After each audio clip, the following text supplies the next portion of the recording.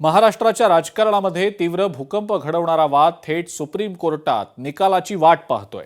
गेली 2.5 वर्ष राजकीय घडामोडींनी ढवळून निघणारा शिवसेना पक्षाचं नाव आणि धनुष्यबाण चिन्हावरचा वाद अंतिम टप्प्यात आलेला आहे। बुधवारी या प्रकरणावर सुनावणी होणार होती, मात्र अरवली पर्वतरांगा प्रकरणामुळे या याचिकेवरची सुनावणी होऊ शकली नाही। त्यामुळे सुप्रीम कोर्टात आता पुन्हा एकदा या प्रकरणाची पुढची तारीख मिळालेली आहे। सुप्रीम कोर्टात या प्रकरणावर शुक्रवारी 23 तारखेला शिवसेना प्रमुख दिवंगत बाळासाहेब ठाकरेंच्या जयंती दिनी अंतिम युक्तिवाद होईल।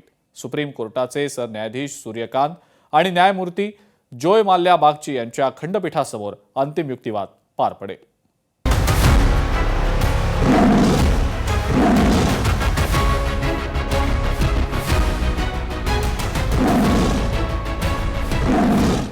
शिवसेना विरुद्ध शिवसेना युबीटी वादावरील सुनावणी शुक्रवारी। सर्वोच्च न्यायालयाचे तारीख पे तारीख।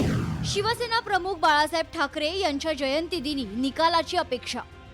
शिवसेना विरुद्ध शिवसेना बाळासाहेब ठाकरे अर्थात ठाकरे सेना यांच्यातील वाद हा 2022 मधील म्हणजेच आजपासून तब्बल 3.5 वर्ष जुना आहे। महाविकास आघाडीचे सरकार असताना एकनाथ शिंदे यांनी 40 आमदारांसह मूळ शिवसेनेत बंड पुकारलं। एकनाथ शिंदे यांच्या बंडामुळे महाराष्ट्राच्या राजकारणात मोठा राजकीय भूकंप आला आणि उद्धव ठाकरे यांचे महाविकास आघाडी सरकार कोसळलं। शिंदे यांनी केवळ बंडखोरी केली नाही, तर त्यांनी शिवसेना पक्षाचं नाव आणि चिन्हावर दावा करत मूळ शिवसेना आपलीच असल्याचं सांगितलं। यानंतर राज्यात महायुतीचं सरकार स्थापन झालं आणि मुख्यमंत्री पदावर एकनाथ शिंदे विराजमान झाले। हिंदू हृदय सम्राट बाळासाहेब ठाकरे, धर्मवीर आनंद दिघे साहेबांच्या आशीर्वादाने मी एकनाथ संभाजी शिंदे ईश्वर साक्ष शपथ घेतो। निवडणूक आयोगानं फेब्रुवारी 2023 मध्ये एकनाथ शिंदे यांच्या गटाला खरी शिवसेना म्हणून मान्यता दिली आणि धनुष्यबाण हे अधिकृत चिन्ह एकनाथ शिंदे यांच्या पक्षाला बहाल केलं। आयोगाचा हा निर्णय ठाकरे गटासाठी मोठा राजकीय धक्का होता। 1966 साली शिवसेना प्रमुख दिवंगत बाळासाहेब ठाकरे यांनी स्थापन केलेली शिवसेना आपसुकच एकनाथ शिंदे यांच्या हाती गेली। आयोगाचा हा निर्णय प्रामुख्याने विधिमंडळातील संख्याबळाच्या आधारावर घेतल्याचं निवडणूक आयोगाकडून सांगण्यात आलं।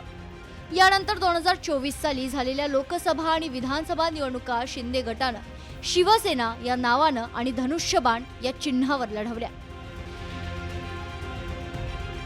निवडणूक आयोगाच्या या निकालाविरोधात उद्धव ठाकरे यांनी सर्वोच्च न्यायालयात आव्हान दिलं। आमदारांच्या अपात्रतेचा मुद्दा प्रलंबित असताना निवडणूक आयोगानं केवळ आमदारांच्या संख्याबळावर निर्णय घेणं चुकीचं असल्याचा दावा उद्धव ठाकरे यांनी केलाय। त्यावेळी शिवसेनेच्या संघटनात्मक रचनेवर पक्षप्रमुख पदासह प्रमुख पदांवर आपलेच निर्णय असल्याचं ठाकरे सेनेनं न्यायालयाच्या निदर्शनास आणून दिलं। अशा परिस्थितीत आयोगानं केवळ विधिमंडळाचा निकष लावणं अन्यायकारक असल्याचा युक्तिवाद ठाकरे सेनेकडून करण्यात आला। सर्वोच्च न्यायालयानं यापूर्वी निवडणूक आयोगाच्या निर्णयाला स्थगिती देण्यास नकार दिला होता। परिणामी शिंदे गटाकडे शिवसेना हे नाव आणि धनुष्यबाण चिन्ह कायम राहिलं आणि उद्धव ठाकरे यांच्या शिवसेनेला शिवसेना युबीटी हे नाव आणि मशाल हे चिन्ह मिळालं।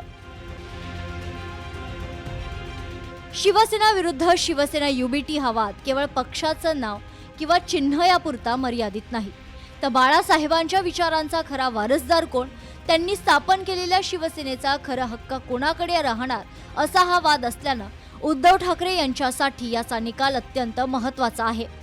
शिवसेना या पक्षाकडे केवळ राजकीय ओळख नव्हती, तर त्या पक्षासोबत मराठी माणसांच्या अस्तित्वाच्या आणि हक्काच्या भावना जोडलेल्या आहेत। त्यामुळे सर्वोच्च न्यायालयाच्या निकालानंतर ही भावनिक ओळख कोणाच्या हाती राहणार हे महत्त्वाचं आहे।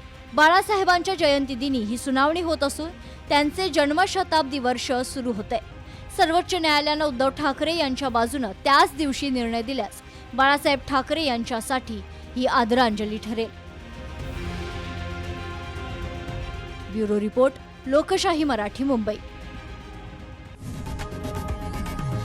लोकशाही मराठी ऐका, पहा, जागरूक रहा।